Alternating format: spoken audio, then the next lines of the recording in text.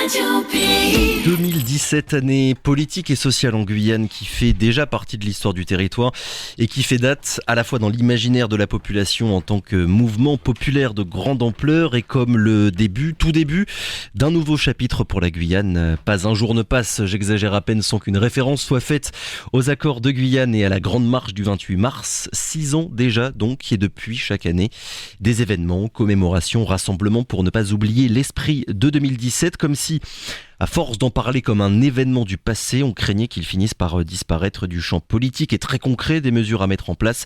2017, année politique, mais qu'est-ce que l'art retient de cette période ? Une expo-vente est organisée depuis ces derniers jours. Sculptures, peintures, photos, mais aussi des objets, les symboles de la protestation d'il y a 6 ans.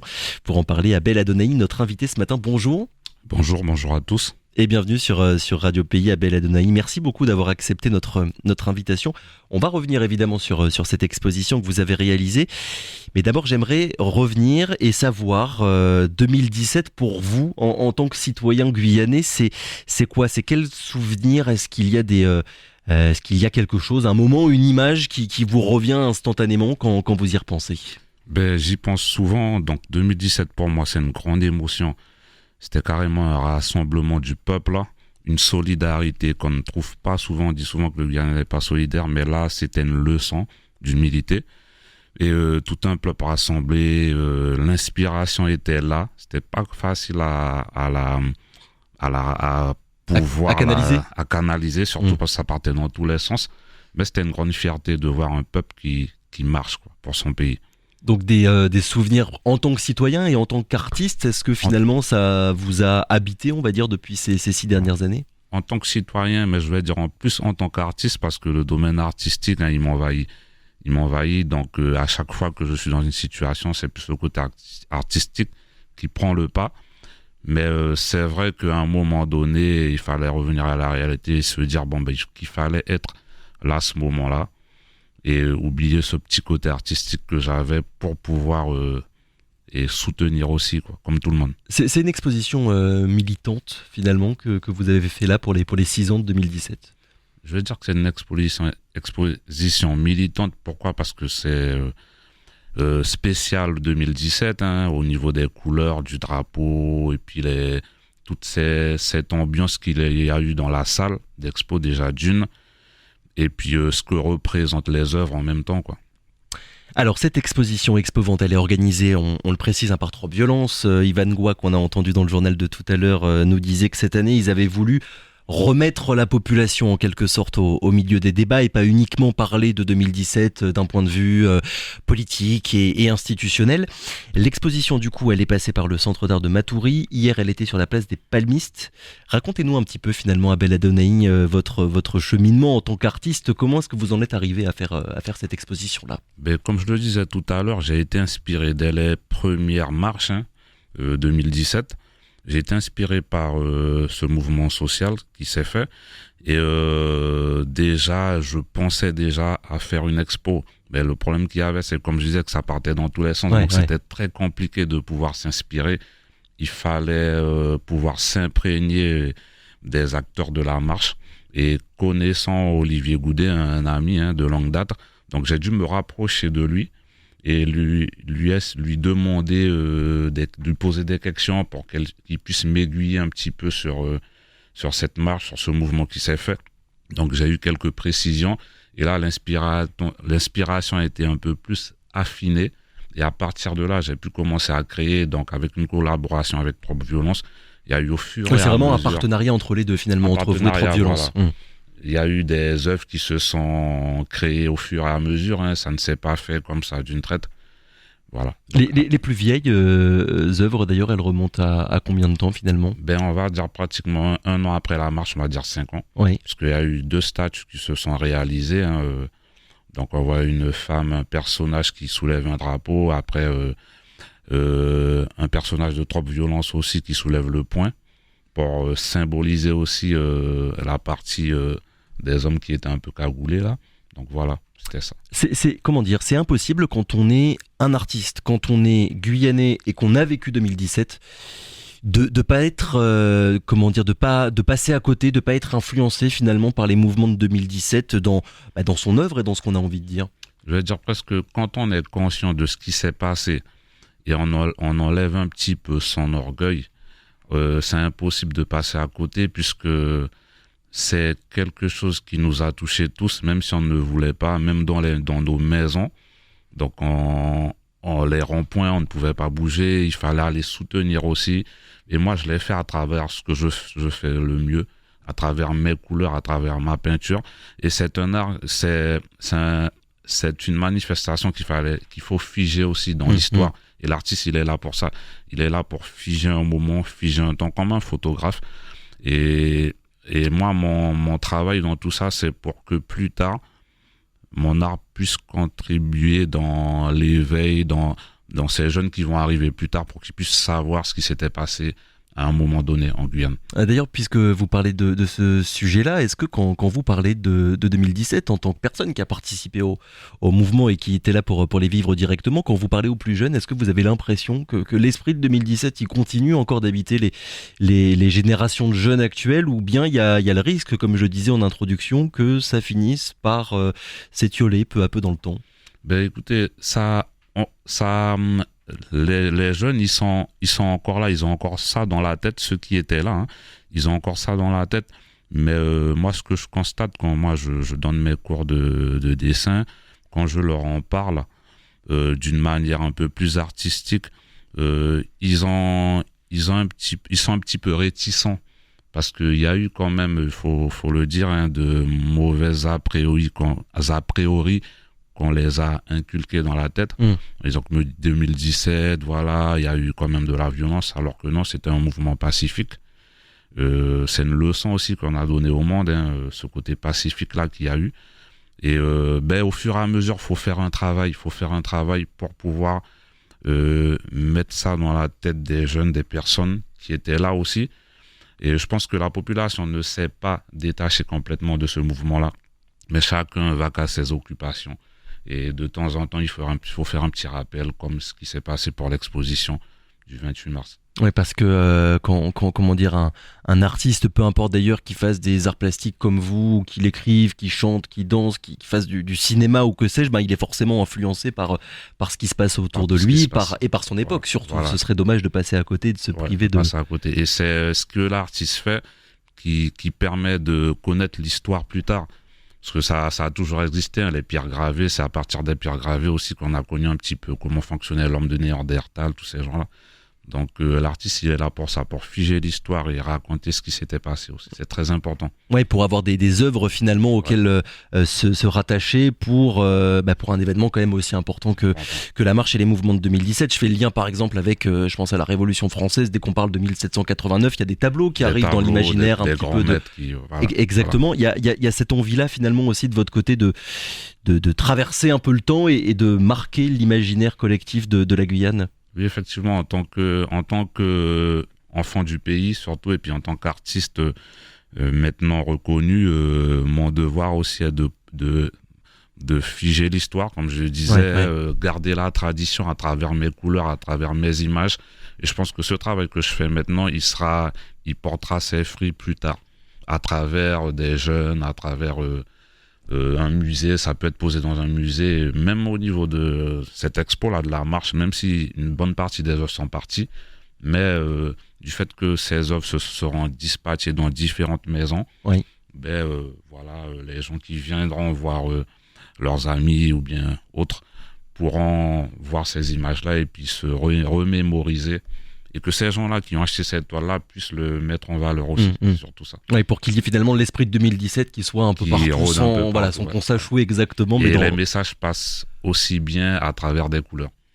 Le retour à Belladonnaï des gens, des visiteurs, des personnes qui ont vu votre exposition, c'est quoi? Ça marche, ça plaît? Est-ce que ça intrigue? Est-ce qu'il y a des questions que les gens vous posent, des mêmes questions qui reviennent, on va dire, de personne en personne? Écoutez, ça plaît. Après, les gens qui connaissent mon travail essayent de comprendre pourquoi je suis parti dans ce sens-là.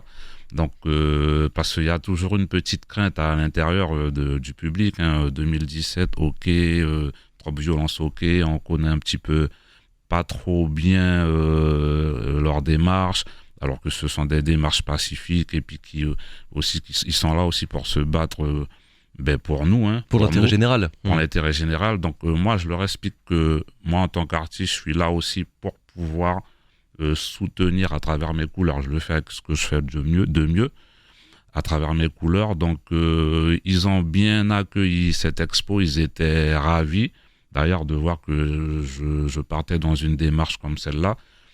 Et puis voilà quoi, Et d'autres qui comprenaient peut-être un petit peu plus difficilement les raisons pour lesquelles vous êtes lancé là-dedans c'est vrai que plus sincèrement, oui, il y en a d'autres qui comprenaient un petit peu mieux, qui ne sont pas venus à l'expo, mais qui m'ont quand même félicité par téléphone ou bien par message WhatsApp. Et voilà, donc c'est toujours cette crainte-là qu'il y a un petit peu, qu'il faudrait enlever de l'esprit des gens. Et je pense à travers mes couleurs, je peux le faire. De ne pas être compris, il a peur de ne pas être compris finalement par les personnes qui verront tout ce que vous avez pu faire. Il est là il fait son job, hein, il travaille avec tout le monde, il peut s'exprimer avec un politicien, il peut s'exprimer avec une association, il peut aller un petit peu partout, quoi. Il est libre. C'est la libre expression. Quoi. Est-ce qu'il reste encore des œuvres d'ailleurs où tout n'a pas encore été vendu, rassurez-nous à Belladonna? Il y a une bonne partie qui est partie. Ah ouais, déjà. Ouais, voilà, il y a je crois 5-6 toiles qui sont parties à connotation artisanale, hein, parce que c'était dans du contreplaqué, découpé en forme de carte de la Guyane, spécial sur le thème. Après, le goût et les couleurs, ça ne se discute pas. Là, ce qui est prévu, c'est que cette expo puisse se déplacer dans différents endroits pour que les gens puissent s'imprégner et aussi se procurer une toile. Parce que ce sont des toiles quand même qui sont accessibles à tout le monde. Hein. Donc elles ne sont pas très grandes au niveau des prix qui sont abordables. Oui. Parce que l'art aussi doit être accessible aux gens. Parce que bien souvent, on se disait, bon, si on se paye quand même les grands maîtres, on ne va pas mettre 1 million dans une toile. Non. Moi, je ne suis pas encore arrivé à ce niveau-là. Mais moi, je dis que ça doit être accessible à tout le monde. Donc, les gens ont toujours peur que quand ils viennent dans mon expo à moi, hein, je parle pour moi, ah ouais, mais monsieur Adonai, ça doit être cher. Quand on parle de moi. Donc, alors que j'essaye que ça soit accessible quand même à mon public. Quoi. Pour que tout le monde puisse finalement y avoir accès et pas que les personnes qui ont les moyens de se les acheter. Surtout sous ce genre de thème-là. Et 2017, c'est très important qu'ils puissent se procurer une toile. Quoi. On l'a dit, du coup, Expo-Vente qui est passé par Matoury, Cayenne hier sur la place des Palmistes. C'est quoi la suite? Est-ce qu'il y a déjà des rendez-vous de prévus, on va dire, pour que l'expo tourne un petit peu en commune et ne reste pas que sur l'île de Cayenne? C'est-à-dire que là, maintenant, avec Trop Violence, on est en discussion. On essaye de monter un petit programme et puis proposer cette expo-là aux communes, ce qui serait très intéressant, d'ailleurs. Et donc, c'est encore en discussion. Donc, bientôt, on saura la direction à prendre pour pouvoir faire évoluer l'expo, parce qu'elle a duré 2 jours. Et oui, c'était un peu court à Matoury. C'était un peu court pour certaines personnes qui ne pouvaient pas se déplacer par rapport au boulot. Quoi. Ouais, bon, et ben quand on aura des dates, évidemment, on en parlera à notre antenne sur Radio Pays pour informer tous nos auditeurs. Alors, il y a des photos, tableaux, sculptures, objets. Enfin, vous proposez quand même une expérience assez globale, hein, et ça, c'est pas nouveau. C'est votre marque de fabrique, en quelque sorte, d'être un petit peu touche à tout. Pour quelles raisons? L'objectif, c'est quoi? De pas ennuyer le public ou bien de pas vous enfermer dans un seul mode de travail, on va dire, et de restreindre un petit peu votre liberté artistique à Belladonna? Voilà, vous avez tout dit. J'ai pas envie de restreindre mon activité artistique parce que je fais tellement de choses en tant qu'artiste. Même moi, je suis étonné de ce que je suis capable de faire. Des fois, je m'étonne tout le temps. Et voilà, donc ma marque de fabrique, en fait, dans mes expos, ce n'est pas de rester dans le cadre traditionnel de l'artiste. Comme je disais, si on part sur le thème de la forêt, on va voir que du vert. J'aime bien diversifier pour que le public puisse déjà en voir plein les yeux, ne pas s'ennuyer. Avoir une expérience assez riche finalement. Assez riche, et puis que tout le monde puisse en trouver son compte. Donc moi, j'ai toujours gardé cette marque de fabrique-là depuis tout jeune, hein, de pouvoir diversifier mes toiles. C'est vrai que j'ai eu des retours d'artistes qui me disent « Ouais, mais monsieur Adonai, quand vous faites une expo, c'est carré, si on a un thème, on reste sur le thème. » Je suis toujours sur le thème, mais avec plusieurs techniques. Ça peut être de l'impressionniste, du graphe, du figuratif et tout. J'aime pas me cantonner à une technique. Et ça, c'est peut-être un défaut, mais c'est pour moi une grande qualité aussi, quoi. Mais comment dire, après, ça naît d'où? Comment est-ce que vous décidez de faire à un moment un graphe, à un autre une sculpture, après une peinture? Comment est-ce que dans votre esprit, finalement, il y a un lien qui se fait entre une envie et une forme d'expression? En fait, quand c'est mon public qui me donne la marche à suivre, hein. Parce que bon, je suis quelqu'un qui écoute beaucoup, je parle pas beaucoup, c'est vrai, mais j'écoute et j'observe, donc je m'inspire par rapport au public. Et le public lui-même, il me donne la marche à suivre, c'est-à-dire que dans ma clientèle, j'ai des clients, ils sont très branchés sur le graphe. Donc ça peut être une période, et ça c'est ce qui m'impressionne le plus, c'est si il y a un effet boomerang, c'est-à-dire que si je bosse, je fais un graphe aujourd'hui, ben il y en a d'autres qui vont sortir. Ça peut être un mois, ça va être que du graphe, un mois, ça va être que de la sculpture. Et ça varie en fonction des périodes. Par contre, bientôt, on va partir sur la période du bouillon d'Arwara.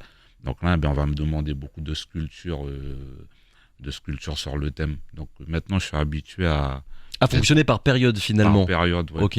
Et ça me plaît parce que je suis très diversifié. Et puis je m'amuse, hein, parce que je suis jamais sur la même chose. Il n'y a jamais eu un moment depuis ces dernières années où vous avez une baisse de créativité? À chaque fois, il y a quelque chose de nouveau qui vient entretenir votre envie de créer? Écoutez, je vais le dire à l'antenne, hein, c'est qu'en fait, je filtre beaucoup mes appels parce que j'ai l'impression d'être tout seul comme artiste ici. C'est pas... je me vante pas, hein, mais c'est vrai que j'ai une grande clientèle. Et c'est vrai que je suis tout le temps sollicité comme ça, c'est infernal, ça devient presque infernal. Mais je dis merci Seigneur, je vais pas cracher dessus. Et c'est vrai que je suis obligé de me régler moi-même, sinon j'ai pas de vie. Et à chaque période, j'ai par exemple Noël, quelle que soit la période festive qui arrive, je suis toujours débordé de travail. Bonne nouvelle pour vous, j'ai envie de dire. Est-ce que pour la Guyane, finalement, c'est une si bonne nouvelle que ça, qu'il n'y ait pas énormément d'artistes qui vont au devant de la scène pour prendre la parole d'une manière ou d'une autre avec des arts plastiques, mais je pense aussi à la littérature et à plein d'autres modes d'expression. C'est vrai qu'il n'y a pas grand-chose. Ouais. Mais c'est vrai qu'il nous manque beaucoup de structures artistiques ici. Déjà un vrai musée. Ouais. Un vrai musée, parce que moi, ce qui m'arrive, c'est que quand j'habite pas loin de l'aéroport, quand les touristes, ils arrivent des fois dans mon atelier avec leurs valises pour voir des œuvres, pour voir un musée. Donc moi, en tant qu'artisan, je ne peux pas proposer grand-chose parce que ça bouge tout le temps, les œuvres ne restent pas sur place. Donc j'essaye d'expliquer, de diriger un petit peu dans les différents endroits où c'est qui pourront se satisfaire, hein, et du côté artistique, hein, parce que c'est un public quand même averti, hein, au niveau artistique qui arrive aussi ici.